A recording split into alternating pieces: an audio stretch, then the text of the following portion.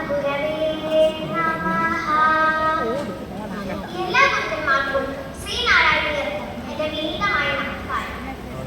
ഇന്നിവിടെ മഹാഗുരു ശ്രീനാരായണ ഗുരുദേവന്റെ അതിപ്പുറം ശിവപ്രതിഷ്ഠയെ കുറിച്ച് ഏതാനും വാക്കുകൾ സംസാരിക്കുവാനായി ഞാൻ ആഗ്രഹിക്കുകയാണ്. തിരുവനന്തപുരം ജില്ലയിലെ നെയ്യാറ്റിൻകരയിൽ നിന്ന് 6 കിലോമീറ്റർ വടകിഴക്കായിട്ടാണ് അരുവിപ്പുറം പ്രദേശം.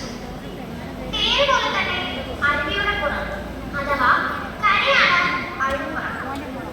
മരുത്വമലയിൽ തപസ്സും അവധൂത സഞ്ചാരവും കഴിഞ്ഞാണ് നാഗസ്വാമി അരുവിപ്പുറത്തെത്തിയത്.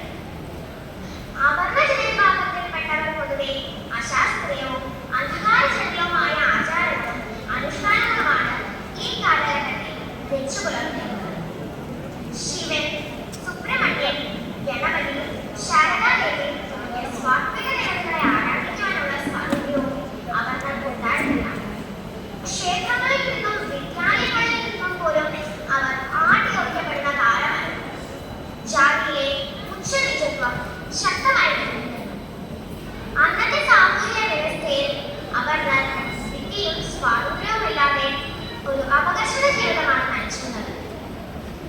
ജാതിയുടെയും മതത്തിന്റെയും ദൈവത്തിന്റെയും പൊരുളുകൾ അജ്ഞാനമായിരുന്നു. അജ്ഞതയിൽ നിന്നും മോചിതരായാൽ മാത്രമേ യഥാർത്ഥ മനുഷ്യരായി അവർക്ക് ജീവിക്കാൻ സാധിക്കുകയുള്ളൂ എന്ന് ഗുരുദേവൻ മനസ്സിലാക്കി. അതിന് വിദ്യയും സ്വാതന്ത്ര്യവും ശുചിത്വവുമുള്ള ഒരു സമൂഹത്തെ സൃഷ്ടിക്കുവാനായി ഗുരു നവോത്ഥാനത്തിലൂടെ സാധ്യമാക്കുകയാണ് അരുവിപ്പുറം ശിവപ്രതിഷ്ഠയിലൂടെ പ്രാപ്തമാക്കിയത്. 1888 മഹാശിവരാത്രി നാളിലാണ് ശ്രീനാരായണ ഗുരുദേവൻ അരുവിപ്പുറം ശിവപ്രതിഷ്ഠ നിർവഹിച്ചത്.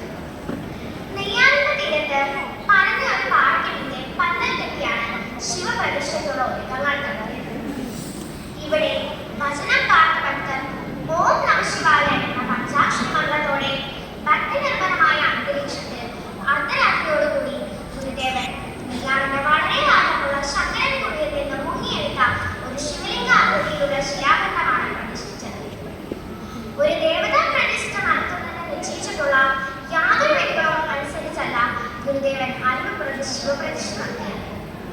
അതുകൊണ്ട് തന്നെ സവർണർ നൂറ്റാണ്ടുകളായി കൃത്യതകളിൽ വെച്ചിരുന്ന ദൈവത്തെ സ്വതന്ത്രമാക്കിയ ദാർശനിക, മാനവിക, സാമൂഹിക നവോത്ഥാനത്തിന്റെ ഒരു പ്രതിഷ്ഠ കൂടിയാണ് അരുവിപ്പുറം ശിവപ്രതിഷ്ഠ. അക്കാലത്ത് ശിവപ്രതിഷ്ഠ പോയിട്ട് ആരാധനാ സ്വാതന്ത്ര്യം പോലും അബ്രാഹ്മണർക്കുണ്ടായിരുന്നില്ല. ചില ബ്രാഹ്മണ പുരോഹിതന്മാർ അരുവിപ്പുറത്ത് അബ്രാഹ്മണനായ ഗുരുദേവൻ ശിവപ്രതിഷ്ഠ നടത്തി എന്ന ആക്ഷേപം ഉന്നയിച്ചു. നാം നമ്മുടെ ശിവനെയാണ് പ്രതിഷ്ഠിച്ചത് എന്ന ഗുരുദേവന്റെ മറുപടിക്ക് മുമ്പിൽ അവർക്ക് മറ്റൊരു ചോദ്യം കൂടി ഉന്നയിക്കുവാനുണ്ടായില്ല. അവരുടെ ജാതി അഹന്തയ്ക്ക് മേലുള്ള ഒരു പ്രഹരമായിരുന്നു ഗുരുദേവന്റെ മറുപടി. ജാതിയുടെയും മതത്തിന്റെയും ദൈവത്തിന്റെയും പേരിൽ ഒരു ന്യൂനപക്ഷം മഹാഭൂരിപക്ഷത്തെ പല കണക്കുകളാക്കി ചൂഷണം ചെയ്തു വന്ന